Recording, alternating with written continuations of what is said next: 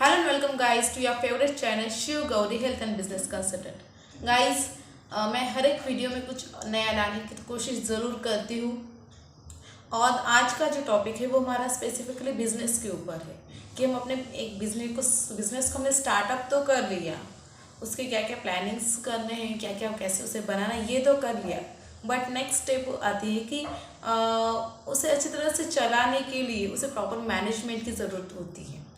मतलब ठीक है, हमने प्लानिंग तो बहुत अच्छी तरह से बना ली, अच्छी तरह से स्टार्टिंग भी कर ली, बट उसके बाद नेक्स्ट टॉपिक आता है हमारा कि हमें उस बिज़नेस को मैनेज करते आना चाहिए।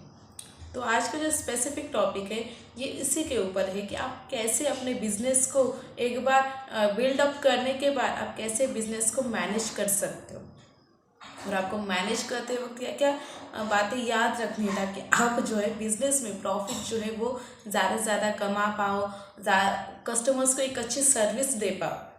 तो सबसे पहली बात कि अभी बिजनेस एक बार आपने स्टार्ट कर दिया तो उसके बाद भी आपको आपको टारगेट्स बनाने, जैसे टारगेट्स मतलब क्या कि आपको कुछ छोटे छोटे गोल्स बनाने कि आप इस हफ्ते में इस तरह से बिजनेस की जो है वो डेवलप करोगे और क्या क्या न्यू नीड्स है बिजनेस के लिए वो धीरे धीरे जो है वो स्टार्ट आउट करोगे और उसके बाद और ये जो काम है आप कुछ एक महीने में ही करोगे या फिर 8 दिनों में ही करोगे या फिर एक दिन में करोगे। मतलब क्या होगा कि आपको एक जो टारगेट बना लेना है।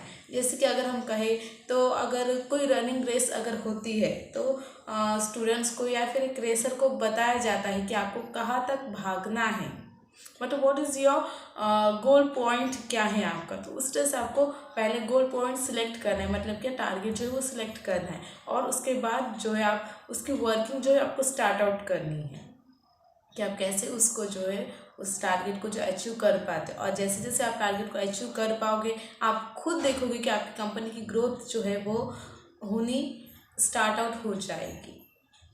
और इससे फ़ायदा ये होगा कि जब आप टारगेट अचीव करोगे तो आपके कंपनी की जो पब्लिसिटी है वो भी बढ़ेगी, जाहिर सी बात है आपकी जो प्रोडक्ट की सर्विस है वो भी ज़्यादा से ज़्यादा कस्टमर्स के पास पहुंचेगी। और जिसे हम कहते हैं आपकी जो प्रॉफिट है, फाइनेंशियल प्रॉफिट जो है या फिर इमोशनली प्रॉफिट जो है वो दोनों भी तरीके से ज़्यादा ही होगा। ये तो मैंने आपको बता दिया। दैन नेक्स्ट पार्ट जो है कि आपको जो कम्युनिकेशन स्किल्स जो है उसके ऊपर आपकी कमांड होनी बहुत ज़रूरी है। अभी कम्युनिकेशन स्किल्स मतलब अगर हम ये वर्ड्स जो है कम्युनिकेशन स्किल्स, ये जो वर्ड्स है ये सुनने के लिए बहुत भारी लगते हैं हम, और अगर हम प्रॉपर तरीके से सीधी भाषा में कहें तो जो है आपकी जो बोलने की जो कला है वो आपको कस्टमर्स के साथ या फिर बाकी लोगों के साथ, बाकी क्लाइंट्स के साथ जो है वो प्रॉपर तरीके से सीखनी है। मतलब और सबसे पहले कि कम्युनिकेशन स्किल का फर्स्ट रूल ये है कि आपको क्या होना पड़ेगा, पोलाइट होना पड़ेगा। और कम्युनिकेशन स्किल्स मतलब सिर्फ अपनी ही बातें बताना नहीं होता है, बट उसके आपको लिसनिंग भी करनी है। तो आपको क्या करना है, कम्युनिकेशन स्किल्स के ऊपर आपको फोकस करना है ताकि आप जो क्लाइंट्स के साथ सक्सेसफुली जो है उन्हें हैंडल कर पाओ या फिर कस्टमर्स को जो आप सक्सेसफुली हैंडल कर पाओ। ये तो मैंने आपको दूसरी भी बात बता दिया कि आपको क्या करना है। एंड उसके बाद आपको ये भी देखना है कि आपके जो फाइनेंशियल जो है वो कंडीशन क्या है और आपको क्या फाइनेंशियल कंडीशन जो है वो अचीव करनी है, जिससे हम गोल का एक टारगेट भी बना सकते हैं। और आपको क्या फाइनेंशियल ऐसी नीड है जो आपके प्रोडक्ट के लिए जो है वो बहुत ज़रूरी है या फिर आपकी कंपनी के लिए जो है वो बहुत ज़रूरी है, और उसकी जो आप मैनेजिंग है आपको कैसे जो है वो कंपनी के लिए जो है वो एडजस्ट कर पाते हैं, जिसे हम कहते हैं। तो ये भी बात थर्ड पार्ट हो गई। एंड उसके बाद कि आपको कंपनी की जो पब्लिसिटी जो है वो भी आप कैसे पब्लिसिटी मैनेजिंग कैसे करते हो ताकि कंपनी की जो पब्लिस जो है वो ज़्यादा से ज़्यादा हो, या फिर अगर हम कहते हैं बिजनेस की या शॉप की पब्लिसिटी जो है वो ज़्यादा से ज़्यादा हो। तो ये भी आप जो है ये कर सकते हो। ये मैंने 4 बातें तो आपको बता दी कि क्या क्या आप कर सकते हो। एंड उसके बाद आपको क्या करना है कि आपको जो एनवायरनमेंट है वो पूरी तरीके से ऑफिशियली रखने की कोशिश करनी है। अभी ऑफिशियल इन्वायरमेंट जब आप रखोगे तो इससे फ़ायदा ये होगा कि आप खुद भी जो है उस इन्वायरमेंट में जो है आपको कर पाओगे और आप ज़्यादा फोकस्ड रहोगे और आप उस एनर्जी के साथ जो है वर्कआउट करोगे। अब मैं ऑफिशियल वर्किंग जो है रखने का रीज़न ही यही बता रही हूँ, क्योंकि वो कहते हैं ना कि अगर हम इन उस इन्वायरमेंट में जाएंगे तो हम खुद ब खुद वैसे बन जाएंगे। तो आपको क्या करना है कि आपका जो इन्वायरमेंट है वो ऑफिशियली रखना है जब आप काम पे होगे। तो मतलब आपको कुछ अगर पर्सनल वर्क हो गए तो आपको वो अवॉइड करने, हाँ एक कंपनी ओनर को भी या फिर एक बिजनेस ओनर को भी वो अवॉइड करने। क्यों? क्योंकि जो है उसका जो फोकस है, उसका जो टारगेट है, उसका जो कंसंट्रेशन है, वो जो पूरी तरीके से जो है वो आपको क्या, आपका सिर्फ और सिर्फ आपके बिजनेस के ऊपर हो, आपके वो अगर हम कहते हैं उसकी पूरी कंपनी के ऊपर हो या फिर उसके ऑफिस के ऊपर या फिर उसके शॉप के ऊपर ही हो।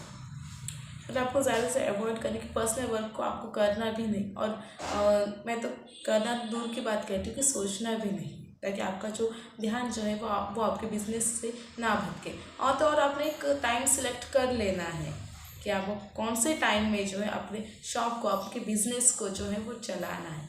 उसका जैसे हम कहते हैं इनकमिंग टाइम जो है, इन टाइम और आउट टाइम, वो दोनों भी सिलेक्ट कर लेना का हाँ इस टाइम पे जो है ये जो है हमारे कंपनी का जो ऑफिशियल वर्क है वो स्टार्ट हो जाएगा, या फिर शॉप का ऑफिशियल वर्क जो है वो स्टार्ट आउट हो जाएगा और इस टाइम पे जो है वो स्टॉप हो जाएगा। और जैसे स्टार्ट करना ज़रूरी वैसे ही आपको जैसे एंड करना भी ज़रूरी होगा उस वक्त, कि नहीं ये जो प्रॉपर है जो टाइमिंग है, इसके बाद जो ऑफिशियल वर्क है जो वो नहीं होगा, ताकि आप जो है वो बाकी के भी टाइमिंग आप मैनेज कर पाओ, बाकी के काम भी आपको कर पाओ। क्योंकि जाहिर सी बात है कि आप 24 आवर्स किसी भी शॉप को नहीं दे पाओगे या फिर किसी बिजनेस को नहीं दे पाओगे, किसी कंपनी को नहीं दे पाओगे। क्योंकि जैसे आपको ऑफिशियली जो है हम कहें वो मैनेज करनी है, उसको समय देना, वैसे ही आपको पर्सनल लाइफ को भी समय देना ज़रूरी ही है।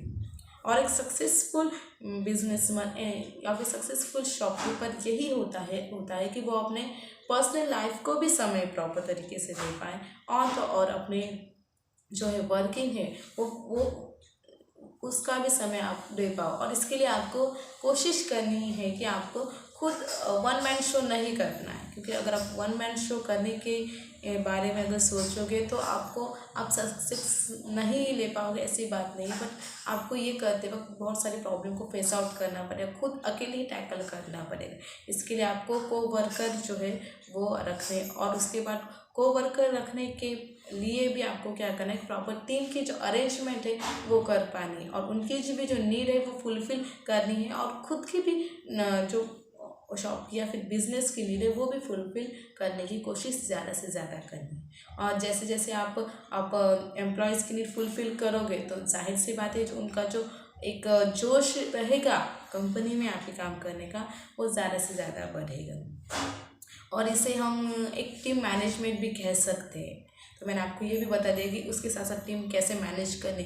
और एक जो मेरी वीडियो है उसमें मैंने स्पेशली एम्प्लॉयज़ के ऊपर जो है एक वीडियो डाली कि आप कैसे एम्प्लॉय सेलेक्ट कर सकते हो, उसको कैसे मैनेज कर सकते हो। तो ये तो बातें मैंने आपको जाहिर से बता दी। और तो और आपको ये भी कोशिश करनी है कि आप जो है अपने बिजनेस के बारे, आपके शॉप के बारे, अपने कंपनी के बारे में ज़्यादा से ज़्यादा बाकी लोगों को बताएं, ज़्यादा से ज़्यादा बोलो। और इसके लिए वो कहते हैं ना कि इंसान को कब चुप रहना ये भी समझ आना चाहिए, और कब बोलना चाहिए ये भी समझ आना चाहिए। It's a real art of communication skill. तो आपको क्या करना है कि आपको ये जो माउथ स्प्रेडिंग का काम जो है वो खुद भी करना है, और बाकी के क्लाइंट्स भी करे वो भी आपको देखना है। अभी क्लाइंट्स को कैसे करेंगे, जाहिर सी बात है कि अगर आपकी प्रोडक्ट की सर्विस अच्छी रहेगी तो आपको उन्हें बताने की ज़रूरत भी नहीं पड़ेगी कि नहीं हमारी मतलब क्या बाकी लोगों को बताइए, वो खुद ब खुद बता देंगे। तो मैंने आपको इस वीडियो में बता दिया कि आपको क्या क्या करना है। एंड उसके बाद आपको मैंने एम्प्लॉयज़ के बारे में ये भी बता दिया था कि आपको उन्हें ट्रेनिंग भी जो है वो प्रॉपर तरीके से देनी है अगर कोई लूज़ रहा। और उनके सजेशन जो है, हाँ सबसे पहली बात उनके सजेशन जो है वो भी सुने, क्योंकि यही सजेशन जो है वो आपको मैनेज करने के लिए बहुत हेल्पफुल होने वाले हैं। तो फिलहाल के लिए इतना ही दोस्तों, अगली वीडियो में मैं कुछ और नया लाने की कोशिश ज़रूर करूँगी। तो thank you so much for watching this video and for your such a use and great response, because हमारे जो एक वीडियो है उसके व्यूज़ जो है वो 200 के आसपास जो है वो कंप्लीट होने के लिए ही है। So thank you so much for watching this in such a good and such a huge response थी। तो थैंक यू सो मच। मतलब कम से कम ये जो वीडियोस है मैं देख पा रही हूँ कि मतलब 100 से ज़्यादा लोग जो वो देख रहे हैं, 100 से क्या उससे कई ज़्यादा देख रहे हैं, बट एक ही वीडियो पे मतलब you are watching this video and I hope कि आपको ये वीडियो जो है ये हेल्पफुल है। बिकॉज एक जो हमारे जो क्लाइंट्स थे उन्होंने मुझे बताया था कि जो हैं उनका मोबाइल एडिक्शन का जो प्रॉब्लम था, तो उन्होंने मुझे बताया कि thank you so much for this things and I will try it. So this words are really good for me. तो एंड और एक जो हमारे क्लाइंट्स हैं उन्होंने हमें और भी बताया था कि और कुछ आपके पास बातें होगी जिसके वजह से हमारा जो वेट जो है वो लूज़ हो सकता है क्या, वो भी बताया। तो मैंने उन्हें भी कुछ सजेशन दिए थे। And thank you so much for watching this video. और इस चैनल पे नए आए तो प्लीज़ सब्सक्राइब दिस चैनल। और हमारे जो सब्सक्राइबर जो है वो भी 50 के आसपास हम जल्दी पहुँचने के स्टेज पे है। मतलब जो हमारी जो फैमिली जो है वो उनकी मेंबरशिप जो है कम से कम 50 मेंबर्स जो है हमारे फैमिली पे इनवाइट कर रहे हैं। Because this our YouTube channel is also one type of a family ही, जिसे हम कह सकते हैं। और ही मैं कोशिश करूँगी ज़्यादा से ज़्यादा आप लोगों के पास भी मैं पहुँच सकूँ, जिससे जो है आपकी जो प्रॉब्लम होगी हेल्थ की वो भी सॉल्व हो सके, और तो और बिजनेस की भी जो कुछ प्रॉब्लम होंगी वो सॉल्व हो सके। एंड आप कुछ नई बातें अगर मुझसे चाहिए होगी, मतलब बिजनेस से रिलेटेड, हेल्थ से रिलेटेड कुछ प्रॉब्लम अगर आपकी होगी और उसकी कुछ सोल्यूशन चाहिए होगी तो भी आप वो कमेंट सेक्शन में जो है वो बता सकते हो। और इस नए चैनल पे नया है तो subscribe the channel, like this video and share with all family friends. Thank you so much for watching this video. Thanks a lot.